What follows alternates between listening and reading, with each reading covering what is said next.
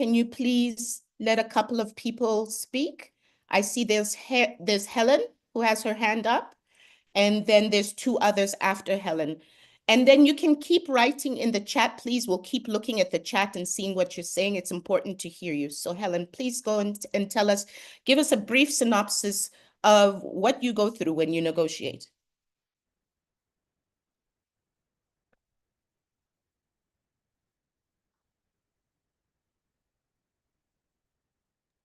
Are you ready, Helen? Excuse me. Are you ready, Helen? I'm not seeing myself.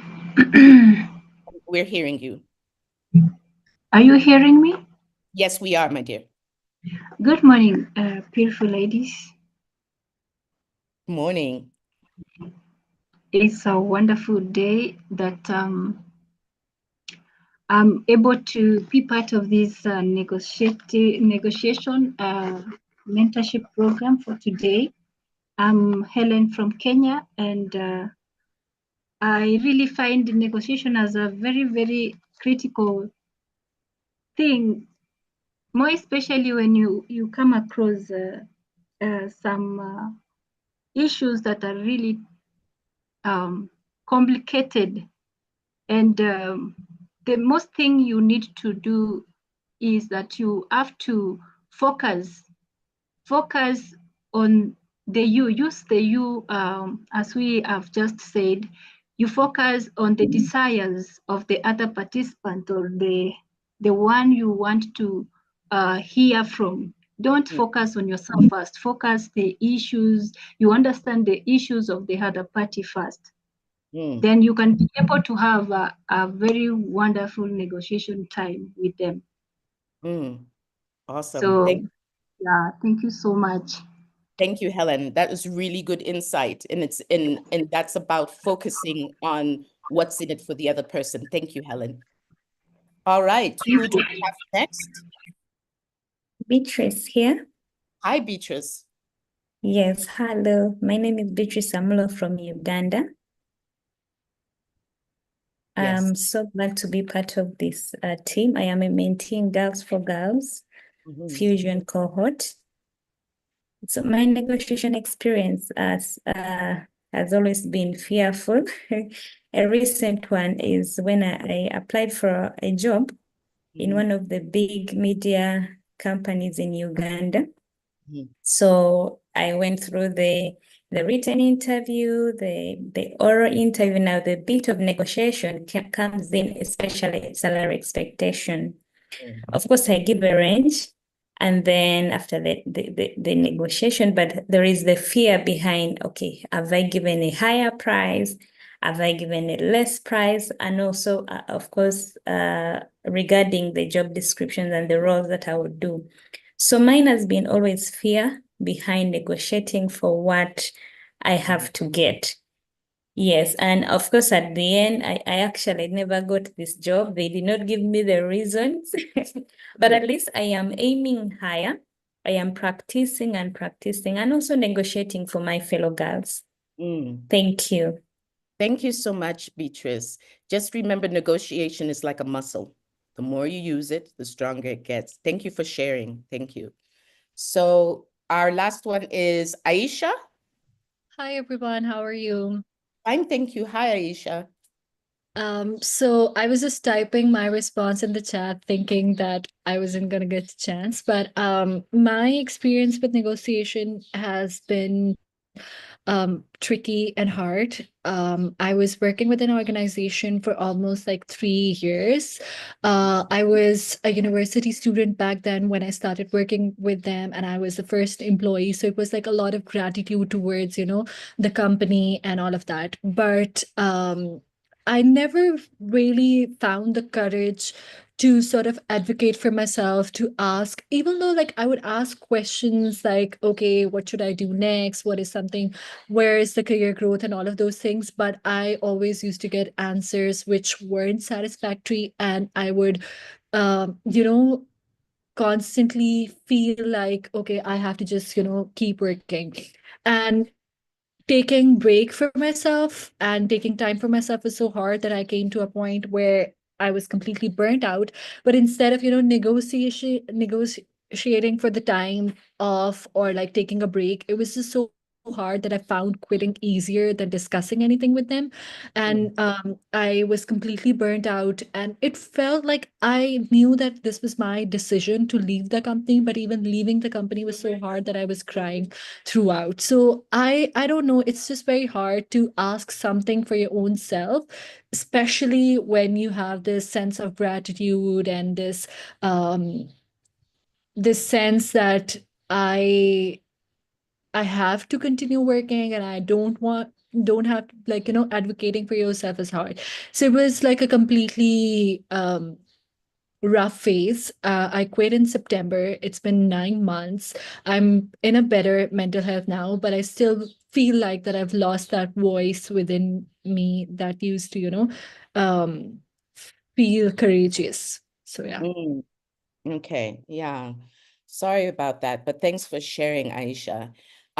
So what I'm gonna do right now is I'm gonna open up the floor to Angela and Debbie because they're going to give some strategies, and they're gonna respond to some of the stuff that you guys have said. And as I said before, thank you for sharing your stories. And I hope through this you understand that you're not alone. So let's go. Angela, can you start responding first? And then Debbie, can you round up, please? Thank you. Thank you very much. Thank you, Dua, and thank you all for checking in this morning. Dua, you give me an indication of when to stop talking. I love negotiation, and I can talk about it for forever and a day. So I'm going to respond to some of the things that you have said in the Mentimeter. I had tricky, I saw power struggle, negotiation is cumbersome, there's gender inequality, persuasive, you're branded as big-headed. And we're here this morning talking especially to the mentors, but everyone on call, about how to handle this session at the in G4G in the mentorship cohorts. And I'll start by saying that in life, we don't get what we deserve. We get what we ask for. So I'd like to encourage us, ladies, to step out there and ask for what we want. I'm going to focus especially in the work area because of the experience I've had during mentoring and what the common problems I've seen, especially with the ladies talking about the workplaces. I'm not afraid to negotiate. I'll negotiate because whenever I go out to ask for something, I ask myself, what's the worst that can happen? Is it better for me to keep quiet or make my ask and be given an answer? If I keep quiet, I'll sit in regret the whole of my life. What if I had asked? What if they had said yes?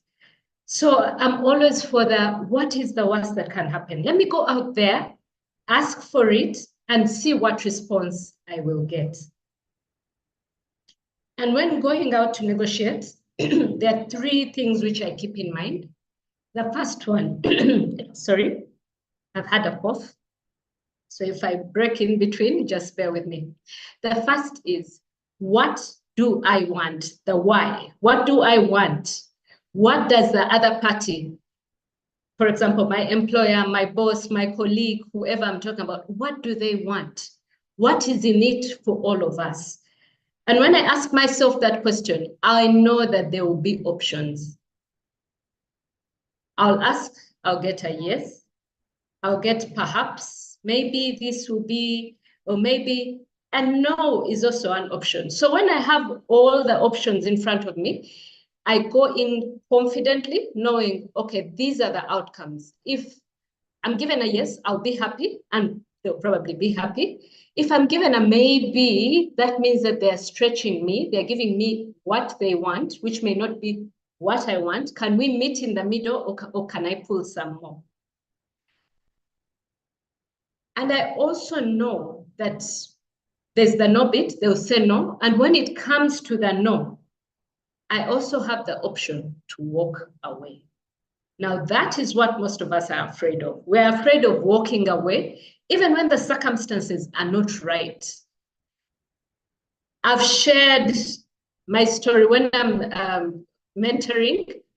I share stories, and I've shared a story of a time when I asked for a job. They gave me the job. They gave it to me at a salary. I can't remember the exact figures. I had just come from doing, okay, let me just give you a bit of context to make it clear. I had my first degree. I had done my qualification, my first degree, BCom. I had done my qualification, that is SCCA. I went to the UK to do my master's. So I came back full of myself, knowing that now I have everything it takes academically to get this job.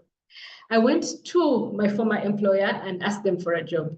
And they said, we can take you back, but at a level lower than the people you left, because your master's doesn't mean anything to us. At that point, I was like, yeah, right. I sat on the decision for a while, thought about it, and said, if I take this job, it will be like eating the poisoned apple. I will be a very bad employee because I'll be looking at the people I left behind. I feel more qualified than them, and yet I'm coming back below them. I looked at the money they were giving me. I didn't want it. I didn't have a job, and I was just about to get married. But in that moment, I knew that the right decision was to walk away. And I walked away. I left the job. So that's part of negotiation. It does not always have to be a yes, but you have to know what can you take and when can you walk away. And finally, before I pause to let Debbie speak, in the workplace, 2 more points. One, if it's a situation that you're talking about, don't negotiate when you're emotional. Because when you're emotional, anything they give you, you might take, and then you might also say things which are not appropriate. And I'll give this analogy of a Coca-Cola bottle. We all know that Coca-Cola is full of gas. If you shake that Coca-Cola bottle and open it, all the Coca-Cola will come flowing out. You don't want to be like that. You say things that you live to regret. In a moment where you're full of emotion, when you don't know what to say, when you want to say more, hold your tongue, sit on it, sit back, go and discuss with your friend, and then come back to negotiate when you are sober. So that is how I look at it. But I know all of us on this call, well, even the people who said that they have not put the skills they have learned at G4G, I know you have applied them, because negotiation is part and parcel of our lives. We do it every day, whether we know it or not. Final one for the workplace. If you're going to negotiate, there's something that you want. Keep a record of all the things that you're doing right. Most of the time, we negotiate at the end of the year. It's a year-long period before you go in to make your ask. And by that time, you're forgotten. Imagine if your end-of-year reviews are in November, and you have to wait, you'll probably have a mid-year review, and then you go in again at the end of the year, you're forgotten. And let me tell you, your employer, your supervisor, your colleagues, generally people in life, will forget the good things you've done. They'll forget the good things you've done, and they'll remember that one thing you did wrong, and it will cost you the promotion. So what I do is I have a separate notebook where I keep a record of all the things that have gone right. If someone compliments me, print that email, put it aside so that when you go to negotiate, you are prepared. You have a record of the things you have done right, because other people won't remember. But you miss a deadline, one deadline that will cost the organization, and you're fried for the rest of your life. They say that, there's a saying that people will forget the 99 things that you did right and forget your one wrong. So be prepared.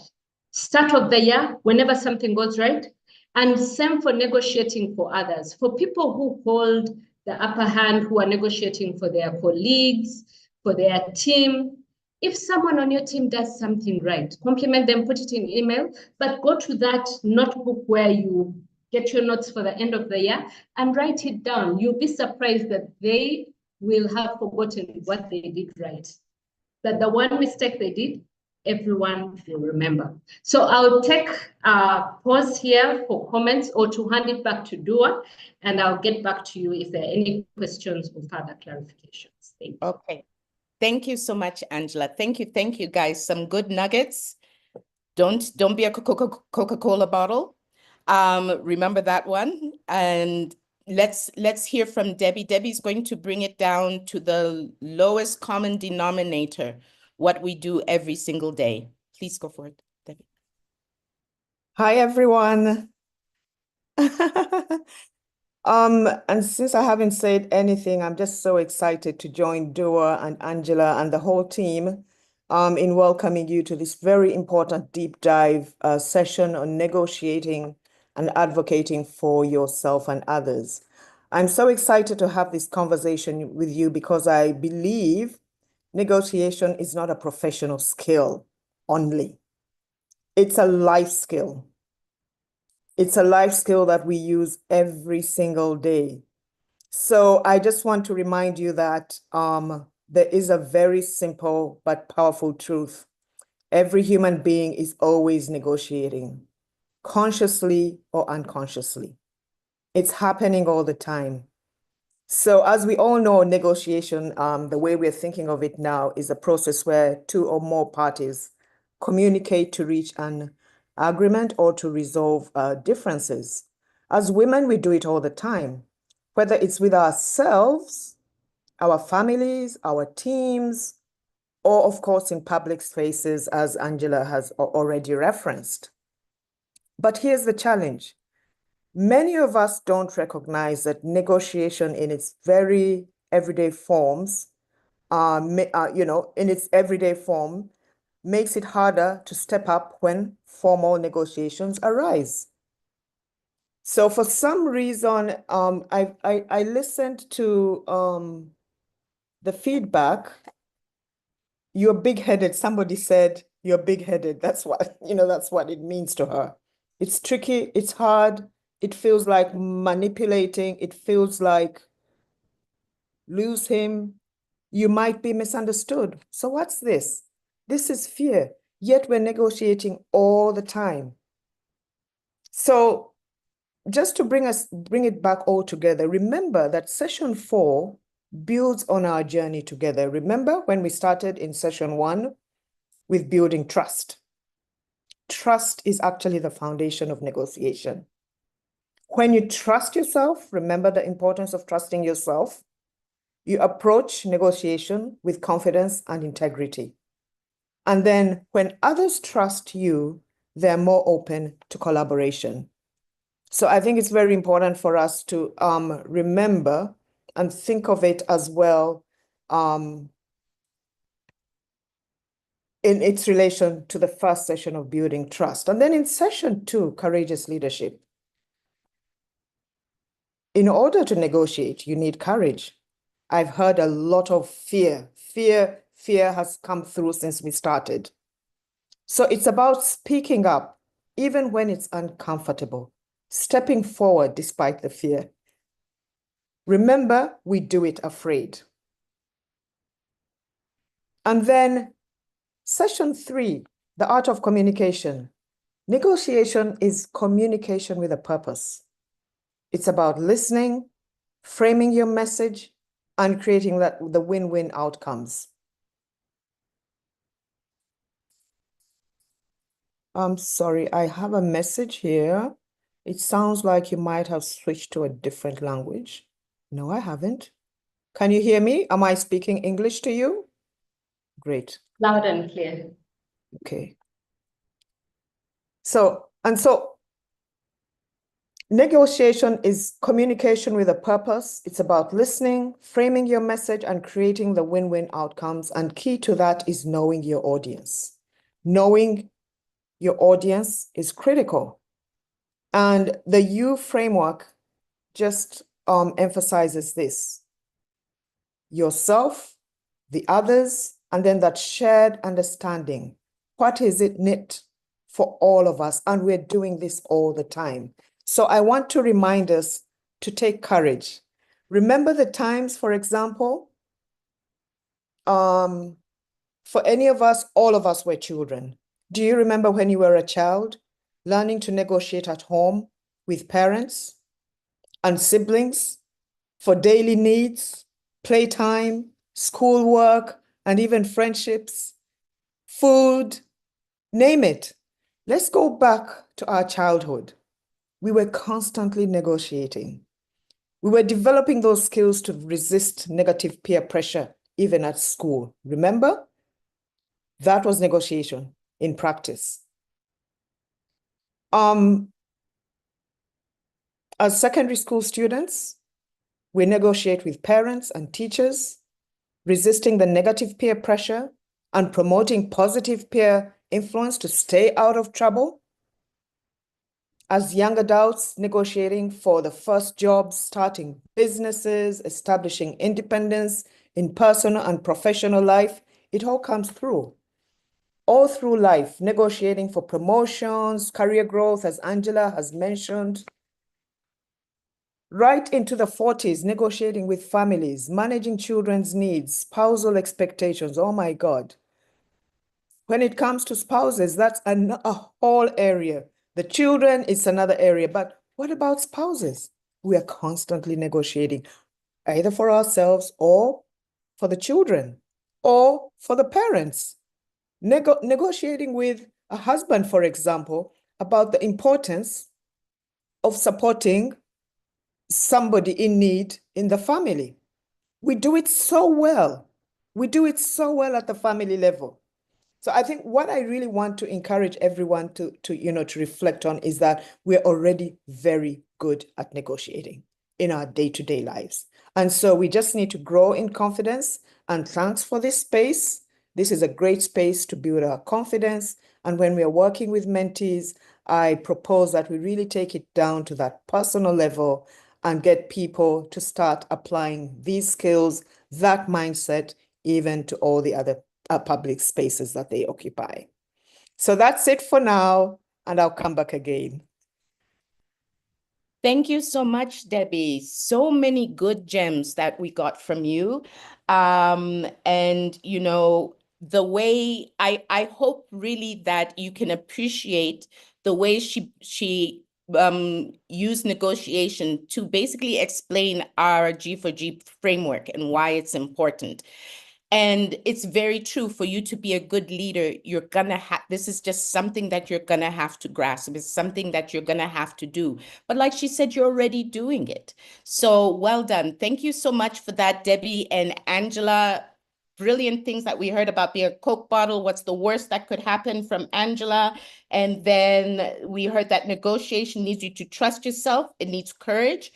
It's communication with purpose. It's creating a win-win, and you got to know your audience. Thank you, ladies.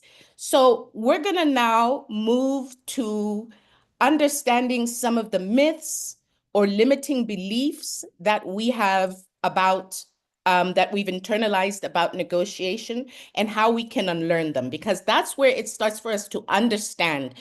For us to be brave enough, like Angela said, to say, what's the worst that can happen? We've got to unlearn some of the things, and we've got to learn, like Debbie said, that we do this every day anyways.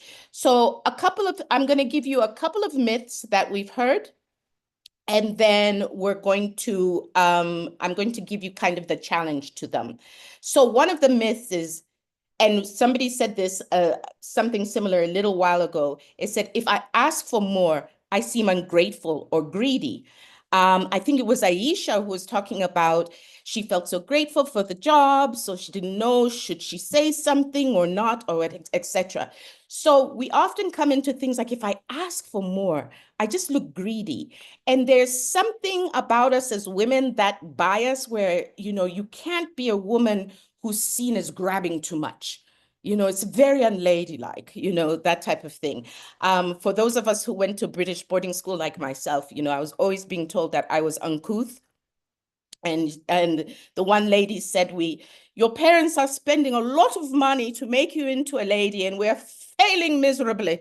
I'll never forget that. And that was because I asked too much and I spoke up. And I've realized that quiet women rarely make history. So let's go. We write it down. Right. So how do we reframe and unlearn the fact that people will look at us and see us as ungrateful or greedy? Asking for what you need or what you deserve doesn't mean you're ungrateful. It means you're clear. Advocacy and appreciation can coexist, okay? So you can appreciate what you have, but you can still be like, but I know. And you know what? Sometimes the thing to do, don't make it a personal thing. I've been here the longest. I've been doing the whatever. I should be able to get this. No, take yourself out for a second. Remember, don't be a Coke bottle, like Angela said, and look at it and say, according to the market, I'm making 10,000 less than whatever. According to, I have done my research, and according to our top 3 competitors, this is what, do your research, find out the information and say, this is what people are making in my role at this time. So according to that, this is what my coworker John is making, and he has less than I do. So I would like this to be equitable. Now, you don't have to worry about sounding greedy because you're just asking for what everybody else has. Okay? So that's one way to do it, is take the Coke bottle out of it, okay? And then we've been taught to feel very lucky if we have a seat at the table.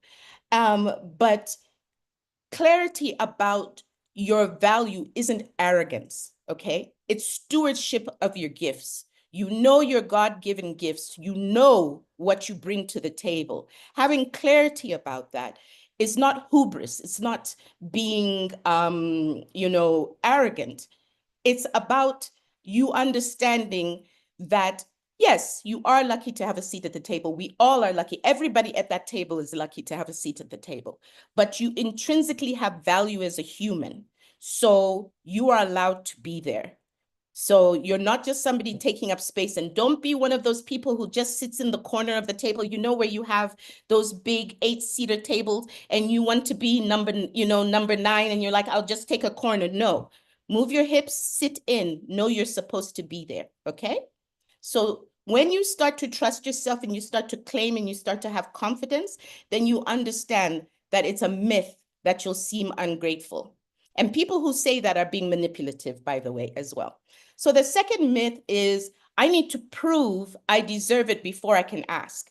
And the problem with this myth is then as women, we work harder and harder. We do so much more. You become that person that anything that doesn't work, they give it to you because they know you can do it. But it doesn't necessarily mean that you get the accolades for it. So often you find yourself on what they call a glass cliff. And that's a situation that is unattainable. You're not going to come out of this well because there's already a mess, but you are the fixer. You're Olivia Pope. You're the one that people come and when things need to be fixed, and you start to get that reputation.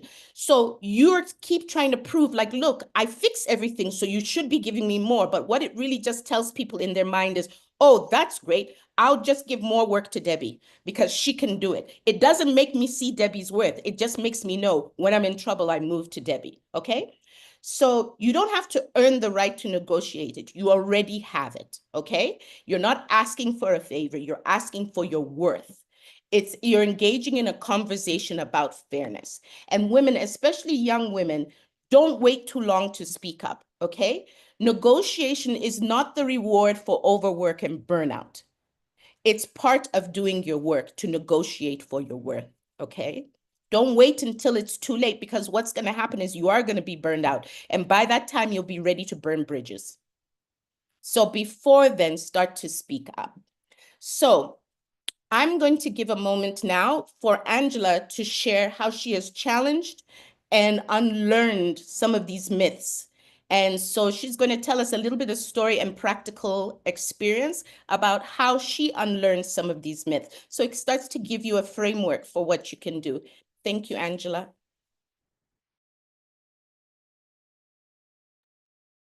Thank you, Dua.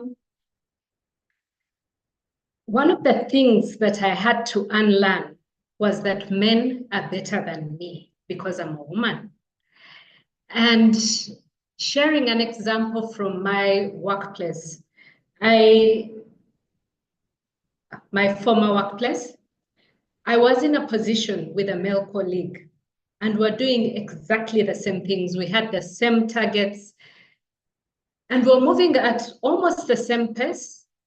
And then he stood up and started asking for his increment. He started asking for promotion and he would boldly say, I am better than Angela. At first, I was really, really offended. I was like, how insensitive. I've even helped this man to get where he is. And now he's saying he's better than me. And in that moment, I learned that I also have to speak up.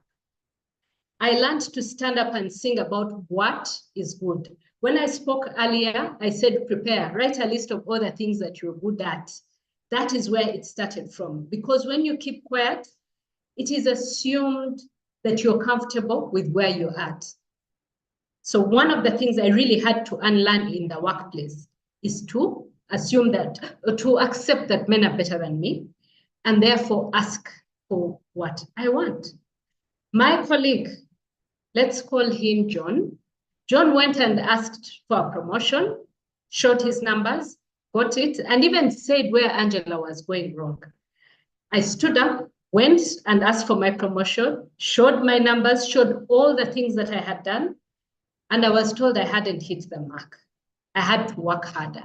But that was a turning point for me because now I had to be even more prepared because there's a saying that luck comes to those who are prepared. And so whenever I'm going out for a negotiation, I have to be prepared with the facts, with the numbers. Both Debbie and Dua have alluded to it. So be prepared, but break that myth. I eventually didn't get where I wanted to be, but at least I stood up and I got of the promotion. Eventually, I left that job and got into another one. But do not be afraid to speak up. Men are not better than us. And when you ask, it doesn't mean that you'll be punished.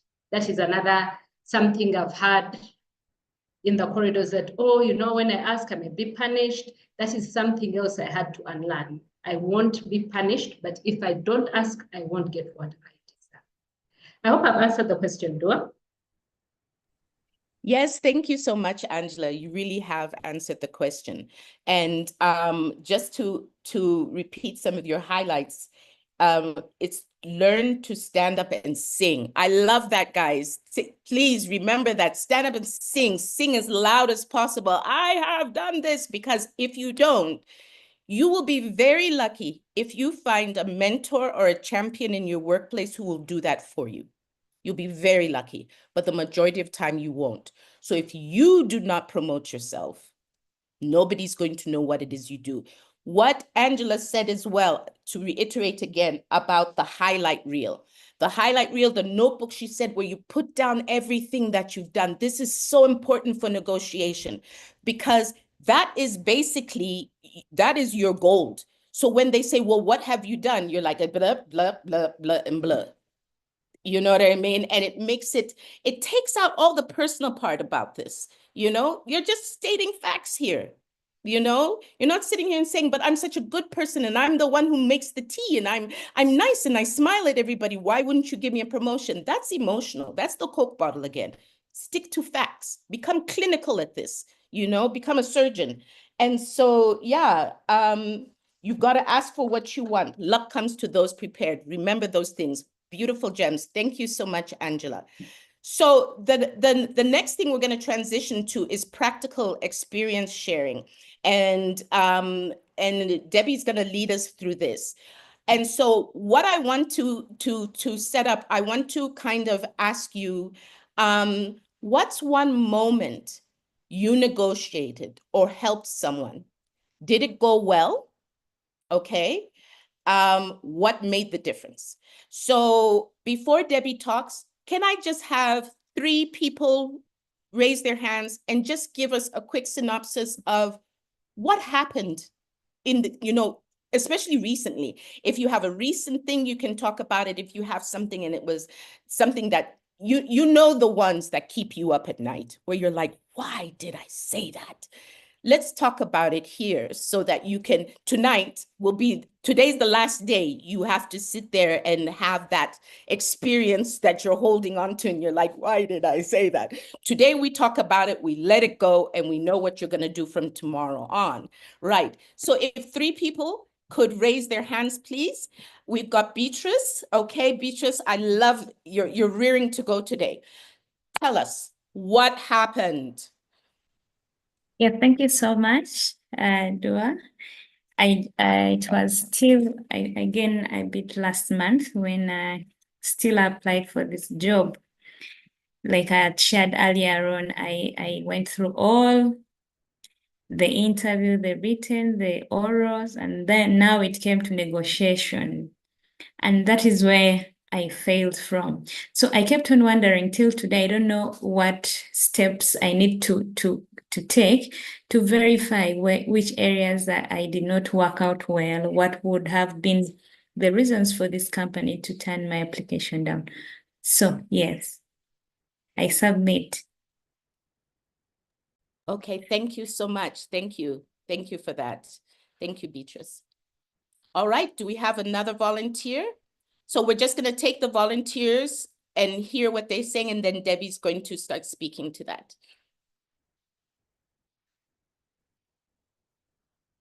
Who else do we have?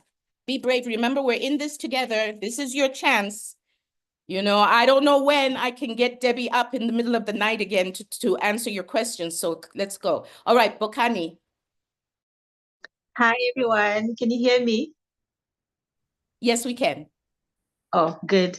My name is Bokani from Botswana. So the recent experience that I had was when I was being headhunted by a company that I've previously worked for. So I asked for them to send an offer so that I can see. So I felt like the offer was, it was not better than what I got. When I was there, there were so many things, almost everything I was not happy with, and I knew that I was not going to take it. So I think maybe I was a Coca-Cola bottle in that moment in some sort of way, because instead of, laying down the facts to say, okay, this is why I'm not happy with 1, 2, 3 in the offer.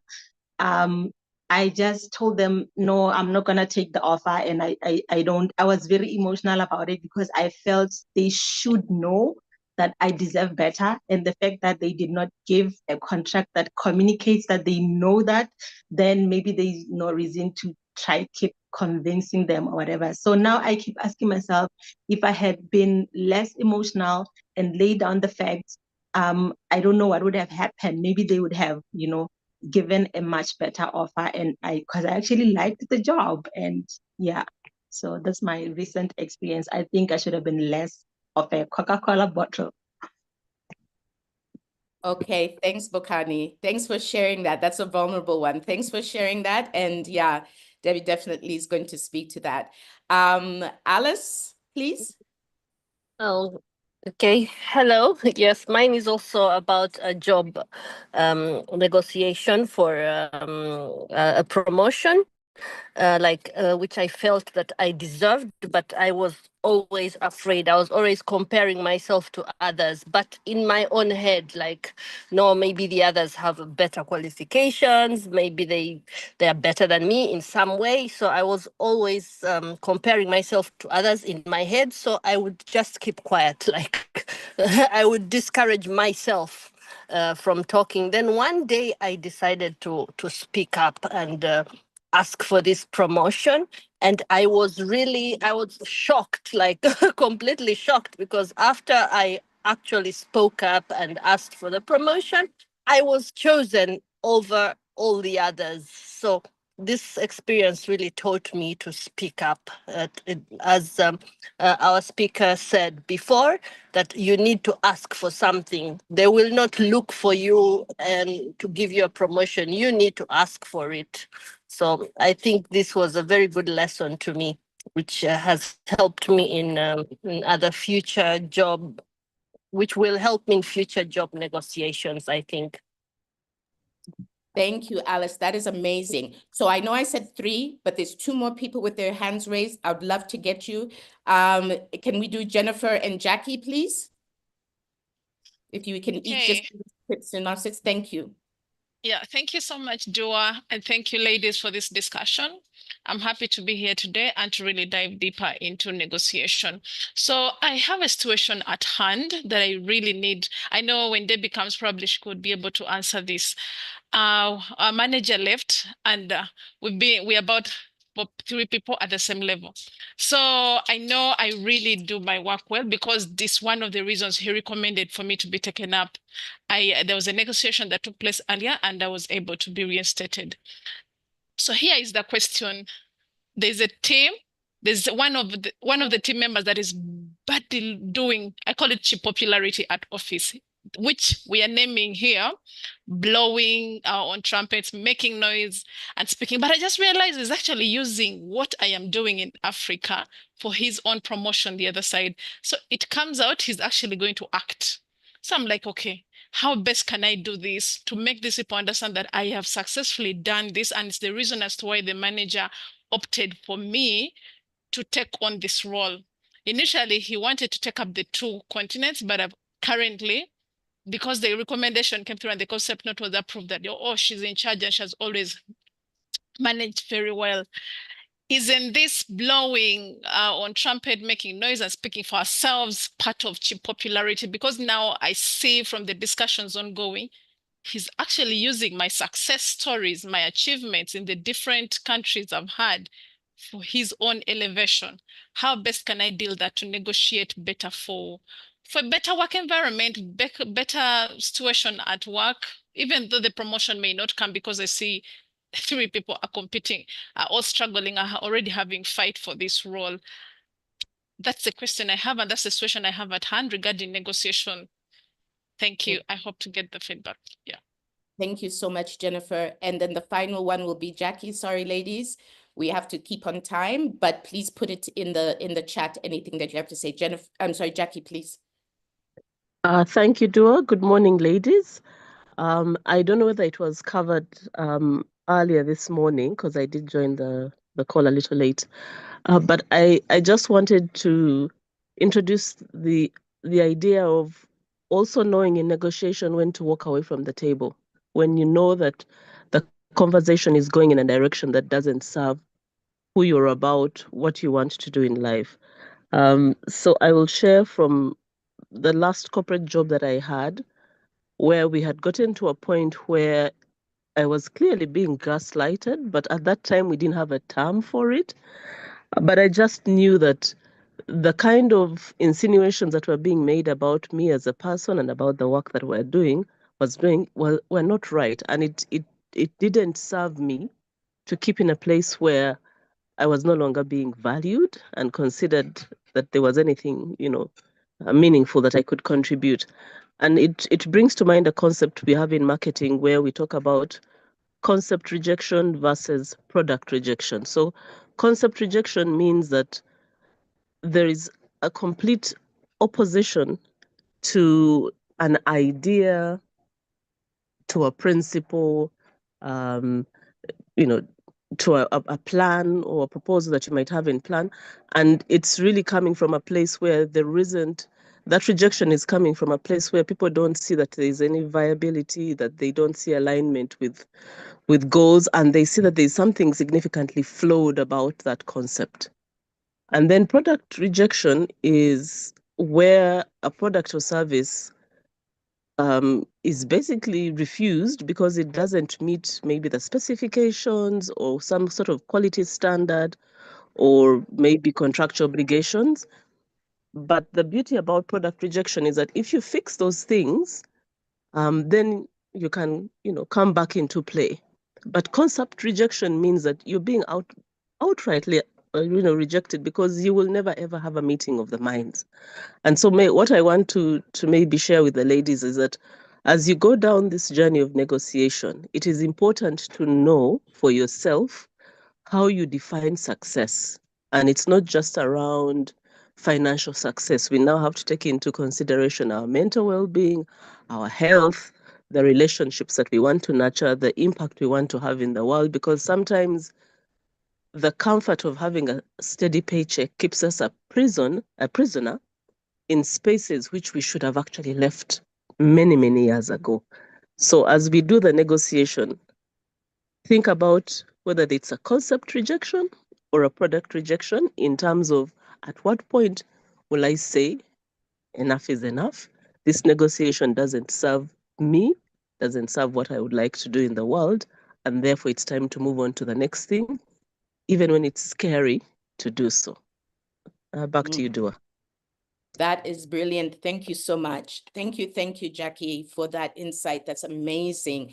Debbie, I'm going to hand it over to you so you can, she's going to bring it down to the nuts and bolts, the common denominators, so that we can understand what we can do differently. And thank you to everybody for your sharing. Over to you, Debbie. Okay, wow, this was such fun. And thank you, ladies, for just, sharing from the heart, you know.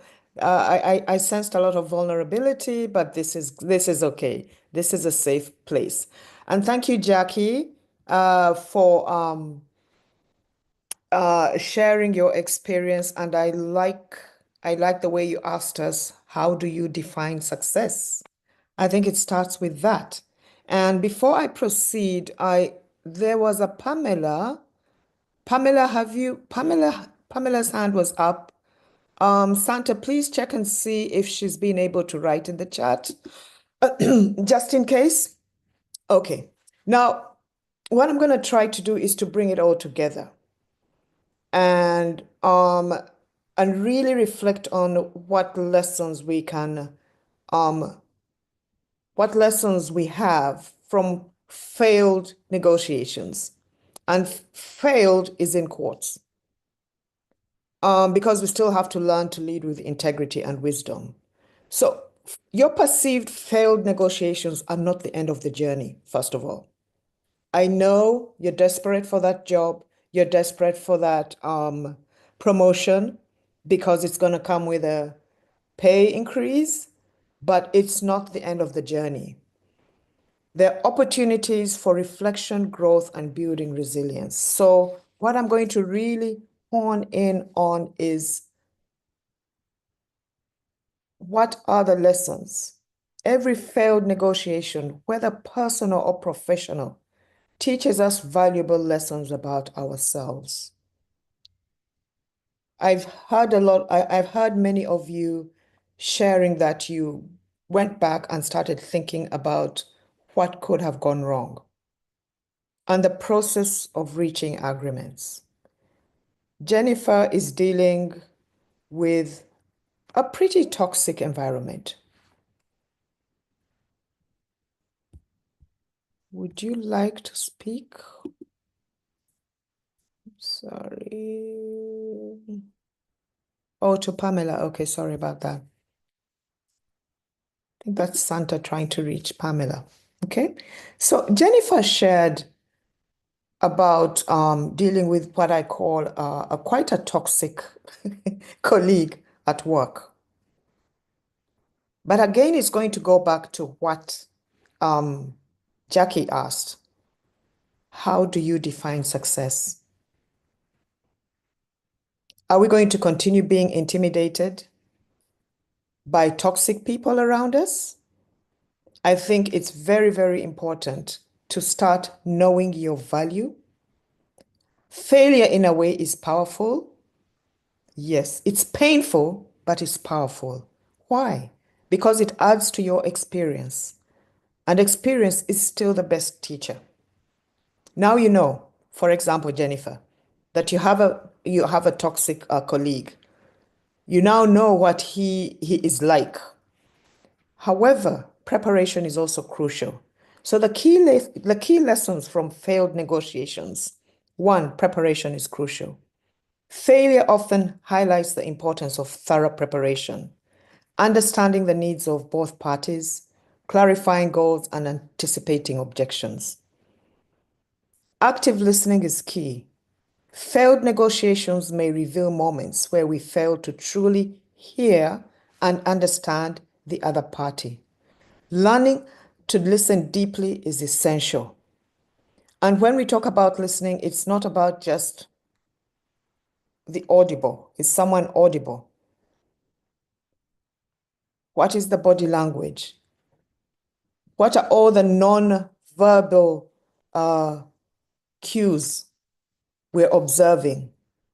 Sometimes people don't have to say anything. Emotional control matters. And I feel like Jennifer may be becoming a bit emotional here and there.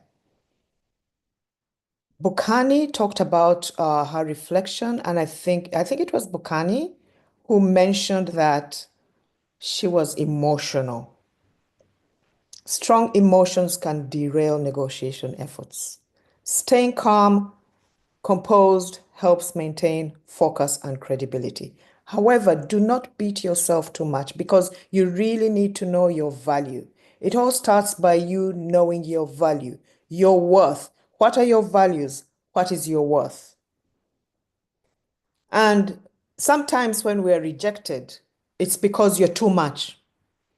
So we should stop thinking that because somebody didn't agree and everything, it's because you're less than everybody else. No, it could be because you're of such great worth that you actually intimidate others. Are you aware that that actually happens? So stop beating yourselves, ladies. Another thing that's very important to remember is that speech is silver, but silence is golden. Silence is powerful.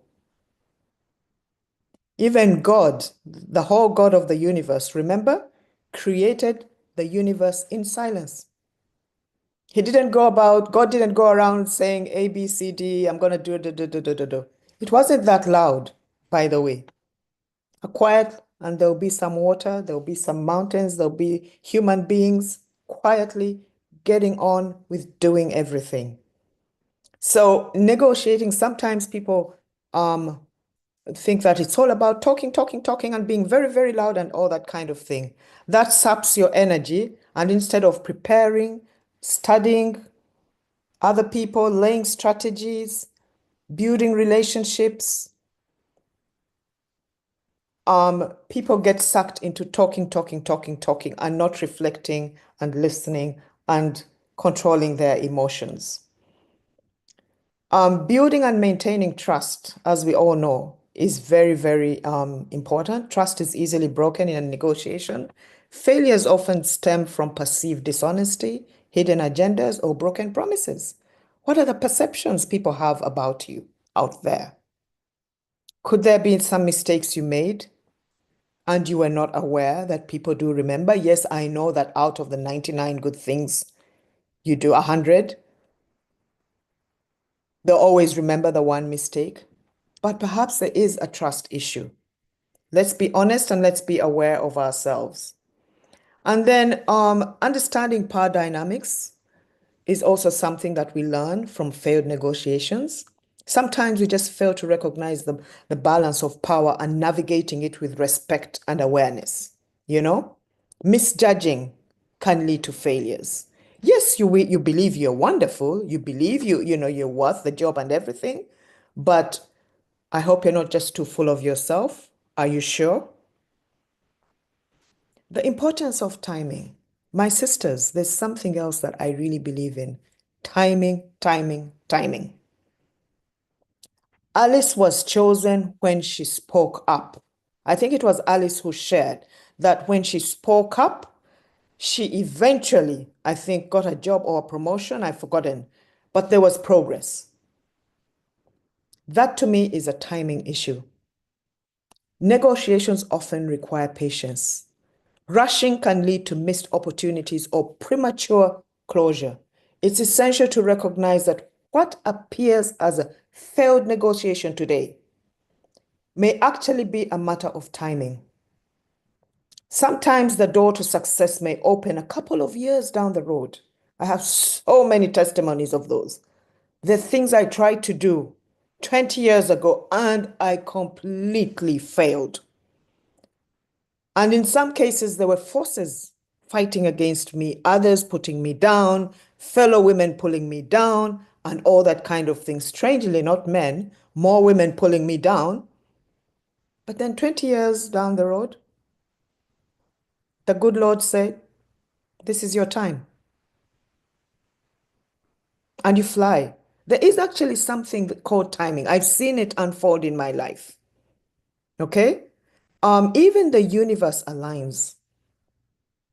And for those of us who believe, who are believers, when God says yes, then the timing is right. You'd be surprised. You just need God to just say, oh, yes. And everything just keeps on. There's also that. So it's very, very important for us to also reflect on timing all the time. I want to do this, but is the timing right? And check in with whatever faith, what anchors you in your faith, you know? For me, it is God. So sometimes I'm always saying, Lord, is this the right time? I really believe I should be doing this. But if it's not about you, please show me. I can slow down, and when the time is right, I know I'll get it done. Reflection and evaluative thinking. It's very important to have that evaluative thinking mindset.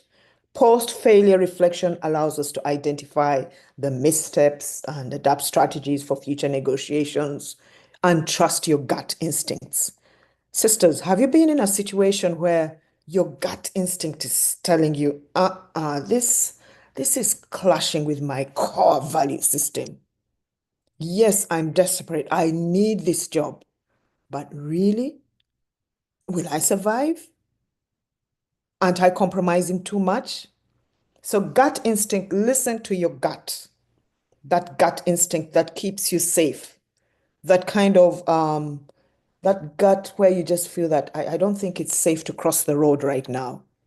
Let me just look around. Let me look left, right again. Just trust that gut. And be willing to change strategies based on new insights. It's not the end of the world. These are the lessons, okay? These are some of the lessons from my own experience and from what I'm hearing coming from you. Know your value. Jackie, I've added know your value. How do you define success? Know yourself so that you don't just rush into all manner of, right from the family level, right from the personal level, know your value, okay? That's what sometimes makes the difference between, I remember when we were teenagers, there were times when, let's say somebody's told you, oh, you're looking so pretty. You're the queen of my heart. You have the traffic stopping legs. I think we need to be together. Remember that phase? And you're like, okay, just because he said that, should I fall into his arms? So know your value. So I want to stop here, but I think those are the few reflections that I have, and based on my life, on my leadership journey, and what I've heard from many of you. And Jennifer, please keep in touch, because Jennifer, you specifically wanted me to speak to your issue. Keep in touch. You can call me. We'll set up something and have a deeper conversation about your situation. And most of us have been there. I understand. Thank you so much, Debbie. Somebody put in the chat about trust your gut, trust your instinct. And let me tell you, that is so important. And we often tell ourselves no, and when we don't trust ourselves, we don't trust that gut thing. But that is God's way of being like, no, so trust your gut instinct on things. So we've spoken to a lot of the next part, which was overcoming challenges and framing a win-win mindset. So I'll just touch a little bit on it, because a lot of the things that have been said over the course have been speaking to this. So as you know, we do the orange exercise when we are teaching this this module, we do the orange exercise, and it's always fun to do the orange exercise because we got an orange and we take 5 people and we say to them, right, you've got this orange, what are you going to do with it? How are you going to, how are you going to share it, not share it, or whatever? And it's fascinating to hear what comes out. And it's always the quiet one, huh? That quiet one in the corner will always say something that's like, whoa, I didn't know you were that shrewd. You know what I mean? But it shows us. And why do we do this? We do this so we can see there's options. Remember, when you're going into negotiation, there are always options. At the end of the day, we want a win-win. And somebody earlier said, well, it feels like win-lose a lot. Yes, a lot of times it does, because when you go in to negotiate, remember, you're coming to negotiate with me. I have what I think should happen. I'm going to push for that at all costs.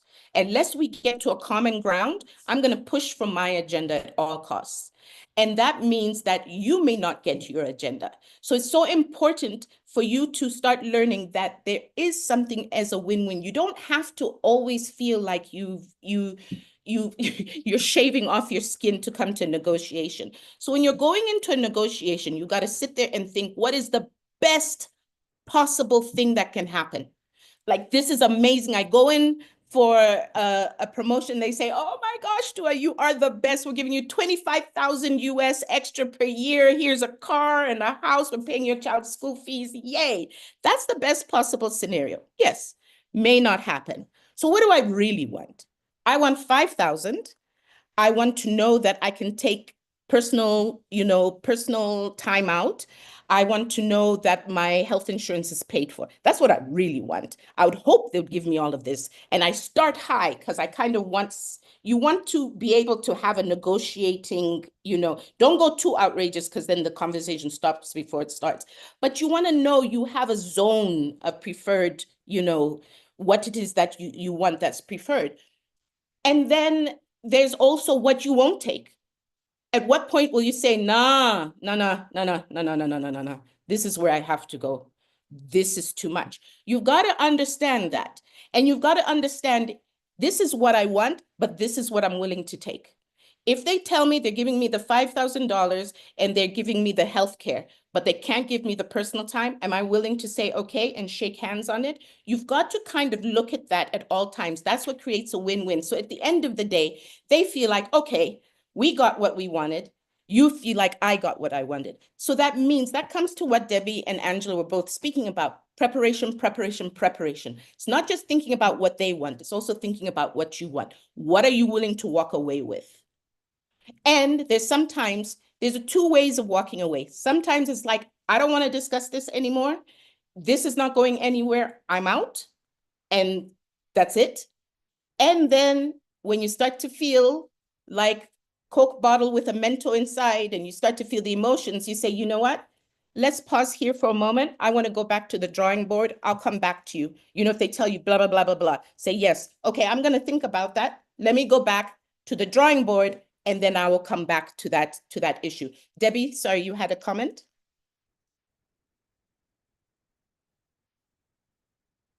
Yes. Dua, are you done? I didn't mean to interrupt you. Oh, no, that's okay. You can go. No worries. No worries. Okay. Okay. So, what I want to do very quickly is to respond to something very, very important. Okay. And this is Mary Millie Matama's comment. And she says, and I just want to remind you, Mary, that the way I'm talking about negotiation. Please remember that I started by emphasizing the fact that we're negotiating all the time. It starts with us. It starts with us in our day-to-day lives. And it started when we were children, from the day we were little girls. If you were here at the beginning when I started, sharing my experience, it was about, I encouraged all of us to go back to when we were children. We started way back when we were little girls. We were negotiating with our parents, with our siblings, with our teachers, and it has continued into adulthood. So her comment is very important. And everything that I shared, lessons from failed negotiation, please, you can also apply them literally into your day-to-day life. And I agree, especially for us as women in the home. Actually, I find myself negotiating much more and planning and being more strategic and planning, okay, is this husband in the good mood? How can I put him in a good mood? Oh my God, this is gonna be tricky. Oh, I don't even know. This is gonna cause some, we're always constantly, if you really think about it, many of us are negotiating with family members. It could be a parent, it could be a spouse, it could be a child. Okay, so Mary, please just put everything we're talking about and just apply it also to our day-to-day life as women, as wives, as women in running businesses. And also another thing, many of us may be self-employed. Okay, many of us are running businesses, we're entrepreneurs and all that kind of thing. So not everybody is working in an environment like a corporate environment or a formal environment where they are seeking promotions and everything. I really hear you, Mary, and feel free. We can always follow up on this conversation with me or any of us later.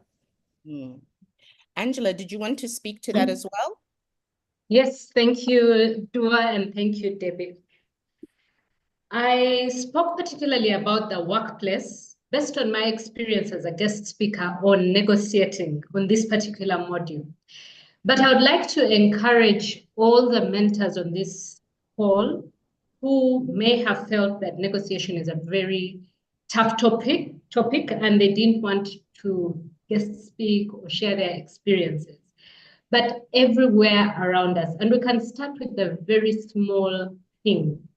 Millie rightly pointed out that it's in everyday life. And I'll give you an example. About 2 weeks ago, I checked into a hotel. Someone had negotiated the rates for us. And when we got there, because I was anxious, I was tired, what is the rate? I paid. When I went to sleep at night, I said, how could I take the first rate given to me in the hotel? And later that evening, I went, after a few days, I was extending my stay. I went and told them, I want a better rate. Immediately, she said, okay, we gave you a board rate and this is the rate. I said, okay, thank you very much, but I'm going to spend a little more days here. I want a better rate. Take it down $5. The rate went down by $15. You can't believe it. So it's in these everyday things that we make a difference. And even when it comes to G4G, negotiating for ourselves and for others, the rate wasn't mine alone. It was with the people I was with in the hotel. We can extend these skills. We can tell these stories because it's through storytelling, it is through being authentic that we make an impact on the circles that we are leading, that we are mentoring. So let's pull out this simple story. At home, your health wants a day off, and once a day off on the day you want a wedding, you're attending your cousin's wedding. You can speak to them and say, I'm sorry, today you can't take your day off, but you're going to take your day off on Sunday or the next weekend. In fact, you can take 2 days, but I have to be away for this family function. So it's a win-win for both of you. So when giving examples for negotiating, there'll be work, there'll be all kinds of situations, but let's open our eyes and look all around us. The situations are there and we can apply them to our day-to-day. Thank you, Dua. Thank you so much. Thank you, Angela and Debbie. Thank you for bringing that to the nuts and bolts. One of the things, the final thing that I want us to talk about before we close out this session is how do we negotiate on behalf of others? Because it's remember the title of this session is Negotiation, Advocating for Yourself and Others. So I just want to touch a little bit about how do we advocate on behalf of others and how do you ensure your voice is heard without being shut down? Well, one of the best techniques, what we already said, we'll go back to it again, Coke bottle, don't be emotional, stick with the facts. This is always easier said than done. In my younger days, I was known to go and just literally fully dressed, sit on the loo, cry my eyes out, fix my makeup, and then go back out because I worked with men and I didn't want didn't want them to see me emotional when I would start feeling it get to there, and I'd want to, I did once at a negotiation table point at one guy and say, you see, this is why you and I are going to fight in the parking lot, which is not very professional, but it happens. We've all had our Coke bottle moments. So one of the things that I learned is to take myself away, to just get out of the situation, call up your friend and be like, seriously, I'm going to run over all of them. And she'll walk you off the ledge and be like, do not run over your coworkers because you are not fit for jail. And then, et cetera, and so forth. So that's how my friend always reminds me. She's like, you're not going to do good in prison, sweetheart. Don't kill anybody. And I come to my senses. But basically, it's about and we know there's emotional things, because anytime there's something that you want, there's an emotion to it.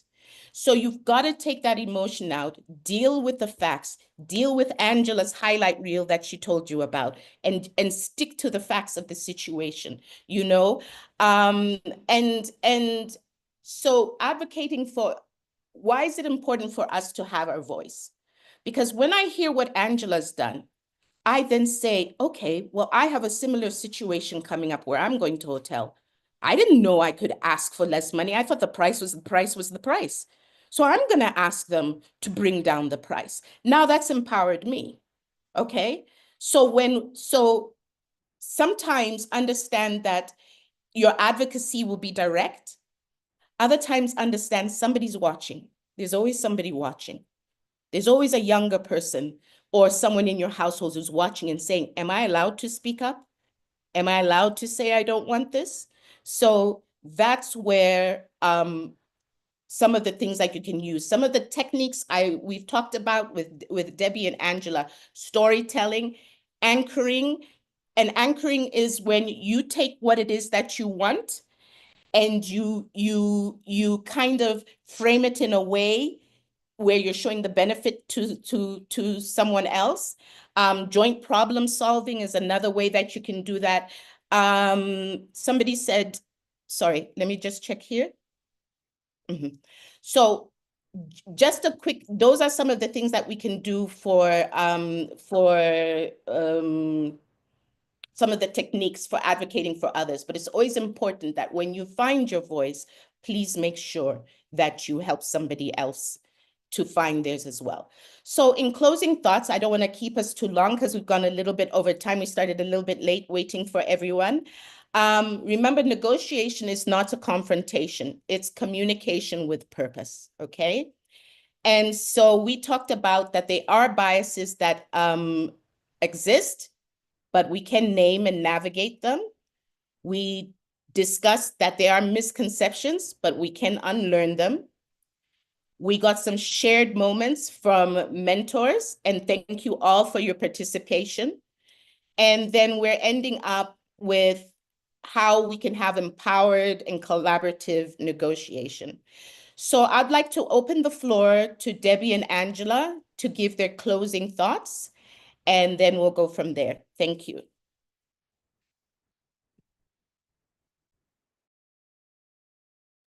Thank you, ladies. I would like to close by saying that what doesn't break you makes you stronger. So if you go into a negotiation and things don't go the way you want, if you're crying, cry quickly, get yourself up, and then let's start looking at the next opportunity and planning for it. Things didn't go so well this time round, they'll go better the next time. Let's pick the lessons from what didn't go right and prepare for the next one. And remember, what is the worst that can happen? What's the worst that can happen? If you're not dying from the experience, yes, feel bad, but let's quickly move on. Thank you. Thank you so much, Angela and Debbie.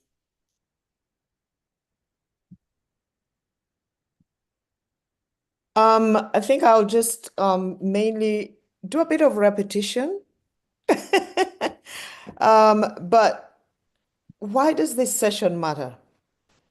We need to remember why this session matters. It's building on session 1, session 2, session 3, as I pointed out already. And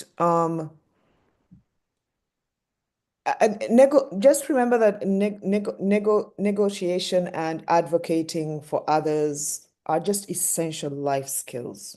They're just part of us. They're part of our DNA. This is how we survive. These are the life skills that we use when we go to the market every Saturday, for example, to negotiate for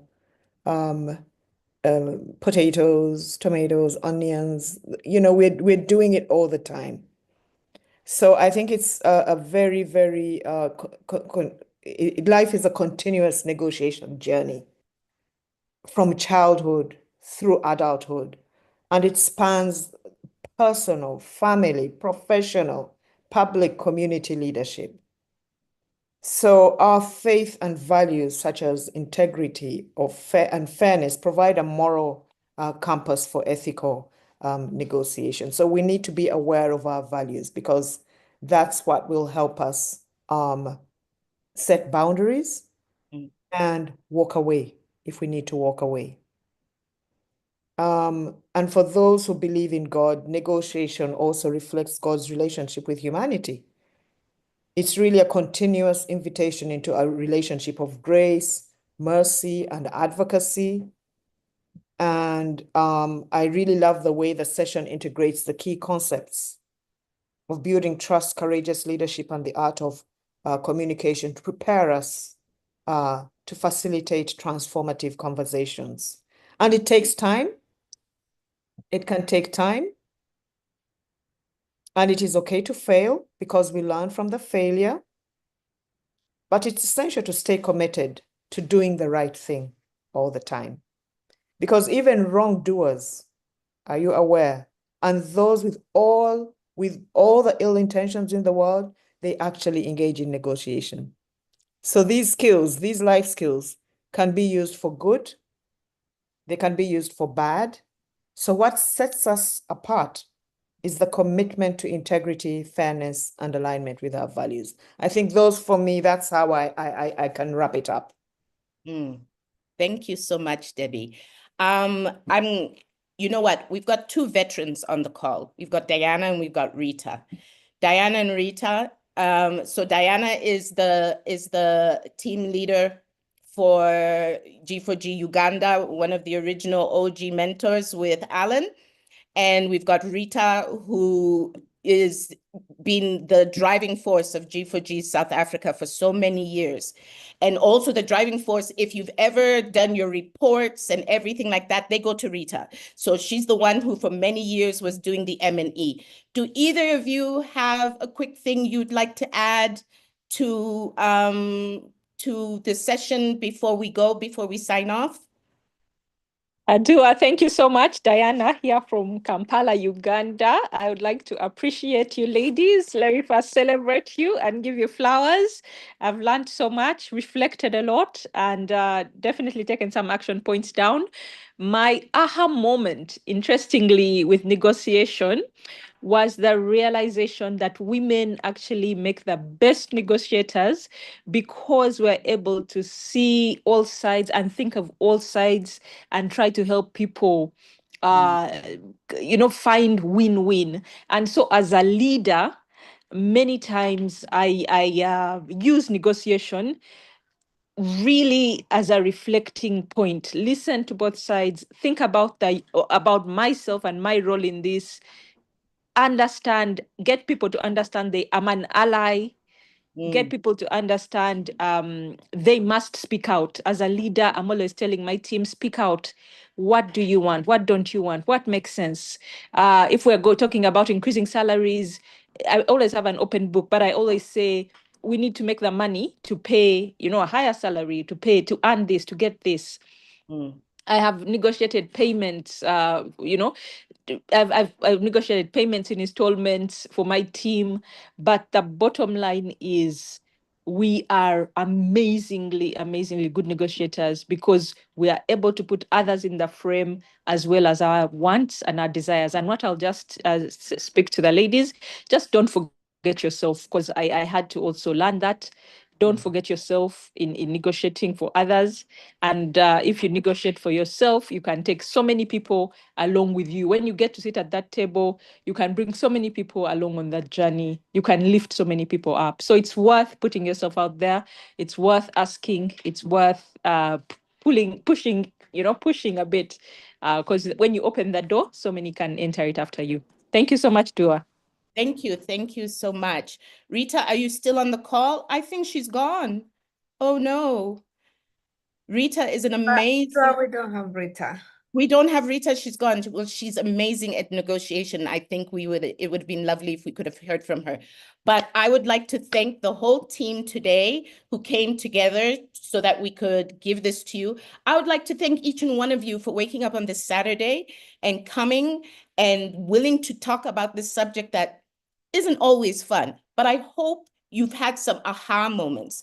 So what I'm going to do, I'm going to ask you to start putting in the chat what was one mindset shift or tactic that you're taking away today. If you can put that in the chat. I want to thank you so much for your participation. I want you to keep going.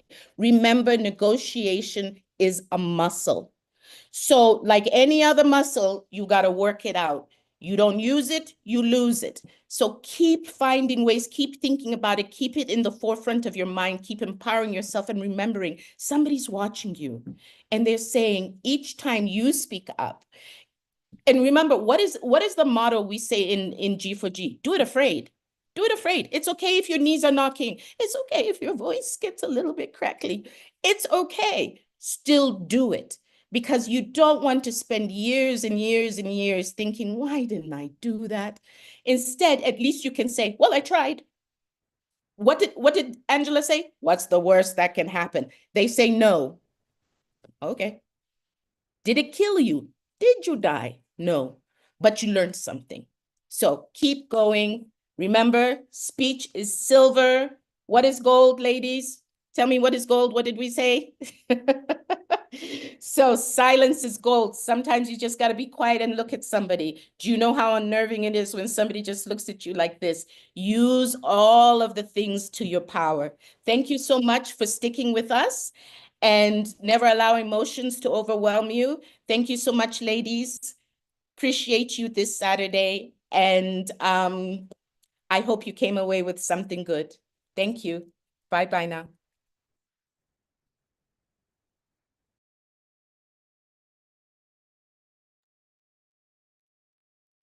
All right.